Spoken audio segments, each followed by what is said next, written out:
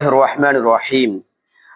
مسائل عقیقہ، آج کا جو ہمارا ٹاپک ہے وہ مسائل عقیقہ پر ہے کہ عقیقہ کسے کہتے ہیں اور عقیقہ کی وجہ تسمیہ کیا ہے، عقیقہ کا حکم کیا ہے، بچے کی طرف سے کون کرے اور بچے میں کتنا ہوتا ہے، بچی میں کتنا ہوتا ہے عقیقہ، اور اسی کے تعلق سے کہ دو بکرے ہوں یا ایک ہی بکرا کر سکتے ہیں یا نہیں، یا اسی طریقے سے دو بکرے ایک ساتھ ذبح کر سکتے ہیں یا نہیں، یا الگ الگ کرنا پڑے گا، اس کے تعلق سے آج ہم آپ کے سامنے بیان کرنے کی کوشش کر رہے ہیں۔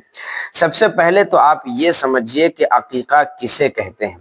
عقیقہ کہتے ہیں کہ بچے کی پیدائشی پر شکرانے کے طور پر، بچے کی پیدائش پر شکرانے کے طور پر جو قربانی کی جاتی ہے اسے عقیقہ کہتے ہیں۔ شکرانے کے طور پر آپ نے کیا اسے عقیقہ کہتے ہیں۔ اب عقیقہ کا نام عقیقہ کیوں ہے؟ عقیقہ کا نام عقیقہ یہ اس وجہ سے ہے کہ عقیق کے معنی ہوتے ہیں بالوں کے، یعنی ان بالوں کے جو بچے کے پیدائش پر جو بال نکلے ہیں اس کو عقیق بولتے ہیں۔ تو بچے کے سر پر جو بال ہوتے ہیں پیدائش سے لے کر اس کو عقیق بولتے ہیں۔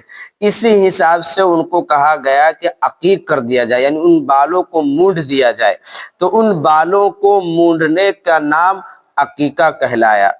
دوسری بات یہ ہے کہ عقیقہ، اب تو یہ دو بات ہو گئی، تیسری بات یہ ہے کہ عقیقہ کا حکم کیا ہے، کیا یہ فرض ہے یا واجب ہے یا سنت ہے یا مستحب ہے، کیا عمل ہے یہ؟ تو یاد رکھیے یہ عقیقہ جو ہے یہ مستحب عمل ہے، یہ کوئی فرض بھی نہیں ہے، کوئی واجب بھی نہیں ہے، اور کوئی اس طریقے سے عمل نہیں ہے، بلکہ یہ مستحب عمل ہے۔ کر دیں تو بہتر ہے، آپ کے لیے بہت ثواب کا کام ہے، نہیں کرے تو کوئی عذاب یا گناہ کا کام نہیں ہے۔ دوسری بات یہ ہے کہ بچے کی طرف سے عقیقہ کون کرے؟